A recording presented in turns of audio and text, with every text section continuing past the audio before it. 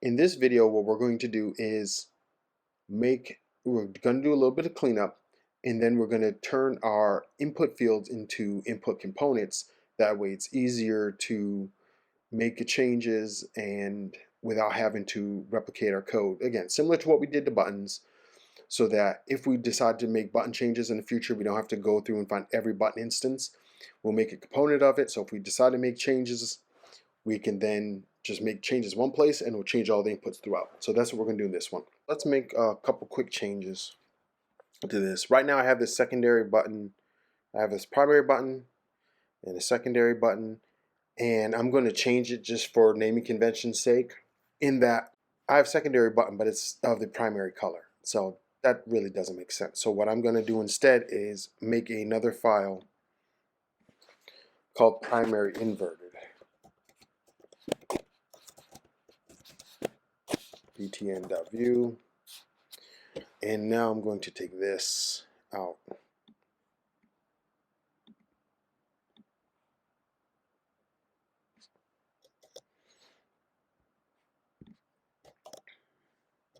And do that instead, because to me that makes more sense. Our secondary will be our actual secondary color, rather than our primary one. So just logically, it just didn't make sense to have the other way. So you probably didn't even do that. I made that mistake. So I'm making that change, and now instead of our secondary button, instead it'll be easier.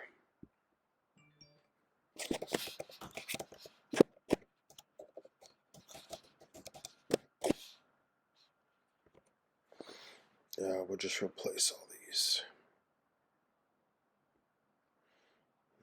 So imported it, registered it, primary inverted, okay. And so it should be the same as it was. There you go. So that's that. And while we're here, let's clean up a little bit of these other items first. I just want to make it look a little bit nicer while I'm here. A lot of times when you're using things like this, people expect to see a card style. And again, obviously, Tailwind has all these things in here. So I'm just going to wrap our router view in a card. So first thing I'm going to do actually is change the background of the overall page. Give it a padding of 16 high. That's going to be 16s on the right and left, and padding of 6 on the top and bottom. We'll do our background as our neutral. Let's do 300. We could always change it as necessary. And we'll make sure it's the full screen. Okay. And inside that, we'll do a card. So again, same deal. Do the background. We'll go back to our neutral. 50, which is very light gray, almost to the white. And we'll do a rounded medium for the box itself. We'll do a shadow of a medium as well.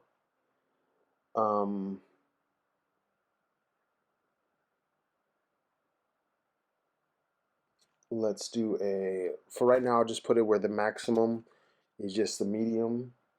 Maximum wide is a medium, so medium size on a larger screen, excuse me, on a large screen. We could adjust this for responsive later, but right now I'm just gonna set it up for desktop. Type would help, max auto, and a little bit of padding all the way around. Okay, and we'll just put our router view inside of this. And for now, I'm actually going to, let me just comment this out, because I'm going to eliminate this anyways, because I want them to only use the buttons to go back and forth between them. So let's see how this looks better.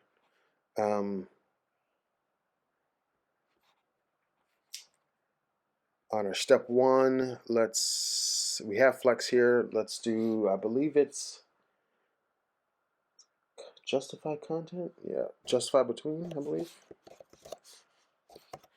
I'll be so happy when they fix the IntelliSense for the new version. So between, and right now, let's just do width full. That way it stretches across all the way. There you go. So that's more kind of what I expect. That's way too long, but I won't worry about that right now. But you get the general idea. So now we have our buttons on either side. We have our inputs, and we have our label for our input. So that's all well and good. But again, now let's look at how we can make this text box a recyclable. So we're going to make it a component. So how would we do that? Now again, it's a little bit different because we're going to have to do some emitting.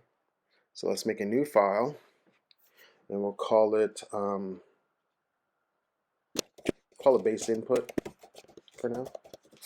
Again, you could change it to input component, input field, doesn't really matter. Set it up with a default view. And what we'll do is, first thing, let's put in a div. And actually, you know what? I may have all this in here. So let's go back to step one. Let's look. I have a div, Flexbox. Yeah. Let's grab this all. Let's grab every part of this. That will at least give us a start.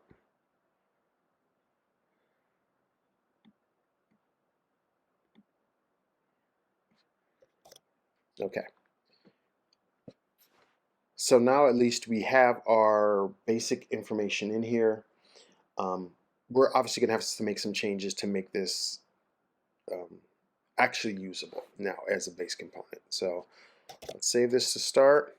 Let's import it, and then we can look at how we'll change it up. So import base input from components UI base input. Make sure we register our base input, and then we will use our base input. Hey, and you might have noticed also for Vue 3, before you couldn't have a template without having a root container, so you'd have to have div, like an empty div, and then put all these things in between. With Vue 3, you don't have to do that now, so I could put my base component here without having all of them wrapped in a div. And again, 6 of one, half a dozen of the other. As far as your preference goes, you still may want to add a div in there. Right now, I'm not. Let's do base input. All right, so think about the things we're going to need for our base input now. Let's close this off to the side. For our base input, again, if we want to make this generic, we want to make this a component, we know we're going to need some things. We're going to need, obviously, a label. And we're also going to need a way to say, well, we probably maybe a placeholder, and also a way to say, hey, whatever this information is in here, make sure you send this back to the main page, whatever the input is. So in other words, if I'm typing name and I get the value of name, I want to make sure that I can then update that to the parent component. All right, so let's look at how we could do that. So let's start off with the simple stuff. Simplest thing is obviously label. So we'll make the label, and we'll make it a prop. And because I'm going to make this component as well, what I'm going to do is I'm going to add a if label. That way, for some reason, they don't include a label. It will just not show up that part. If they want a label, then it will include a label. So simple, and obviously because we're doing that, we're going to have to make it a prop. So let's do a props, and we'll make an object of props, and we'll have a label, and do type string, and the default is going to be an empty string for right now. So makes sense to me anyways. We're probably going to do something similar for a placeholder, so let's do a placeholder, and same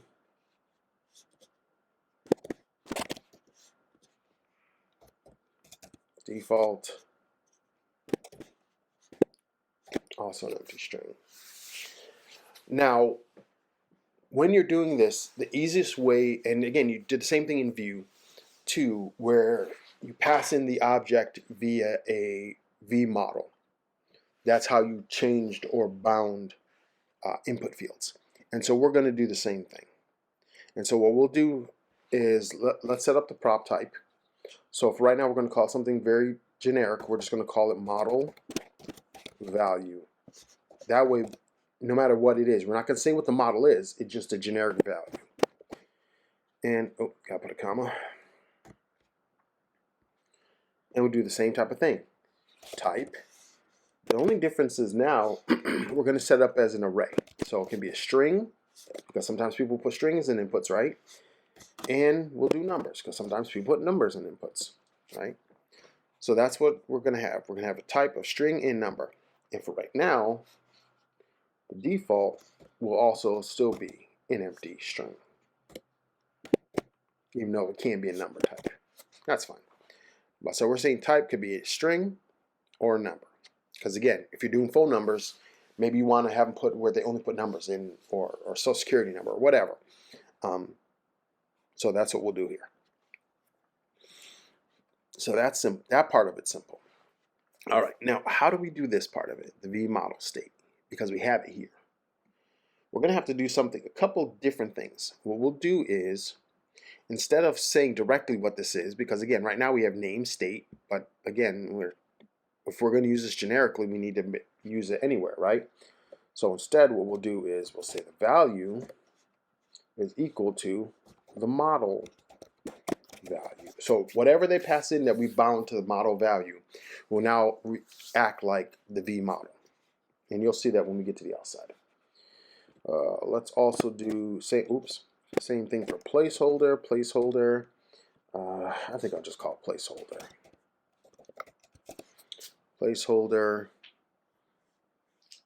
And what we'll do, why is this yelling at me? Duplicate attribute. Oh, I have placeholder here. There we go. All right. Now what we're going to do, remember, because this is a base component, we need to emit the value up to the parent. So that's what we're going to do here. We'll say on input, we'll emit. Oops. If I could type, it would really help today. And what are we emitting? Whatever the value, whatever the model value is. So we'll say update model value, right? And what are we updating it with? We're going to update with what's ever in the in the input field. So we'll do event dot target dot value, and then we'll close it off. There we go. So now whatever we put in the input field, we'll emit that to whatever the model value is. So again, doesn't matter what it is, because we're going to tell the outside what the proper input is. So I'll save that, and let's go to our base input here now. So let's look at how we're going to do this for a second. Okay, so we have our label. Oops. And what do we want our label to be? We want our label to be, was it full name or first name? It doesn't matter. Say full name will be the label. I'm not going to put a placeholder in this one because, again, to have a label that says full name and then Placeholder be full name, but it might come in handy for other ones. Right now, I'll just do type text. Actually, I don't know if we need to do type text here because we have the input on the other side. I think by default we have type text, so we don't even need to add this here. So let me get rid of that. But we do need the V model, right? So V model, and what's the V model going to be based on? Remember, the V model, because we're passing state, we need to base it on the state. Remember, because we're doing first name, and we want first name to be updated all the way throughout the form. So we'll do the state dot, and I believe we just call it name in the state. It feels like it's been a while. Let's check our globals. Yeah, just have it as name, so that's fine. All right, so let's go back to step 1. Yeah. All right. So that's all we should need for that. And now, again, the good news about this is now we have that starting point. We can replicate this and just make the appropriate updates. Actually, no, I think I will put this in a div just so then I can add some additional classes as necessary to give us some separation or flexbox or whatever. Put that here. And then I'll do another one.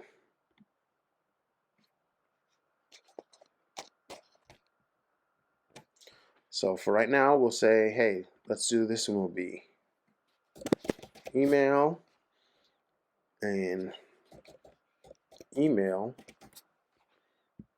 and then phone number, and we'll do, I believe it's phone. I think I called it phone number. All right. So now, hopefully we did that correctly. Here we go. So now we got our 3 base input fields, and we should, oops, and we could add validation on this after. And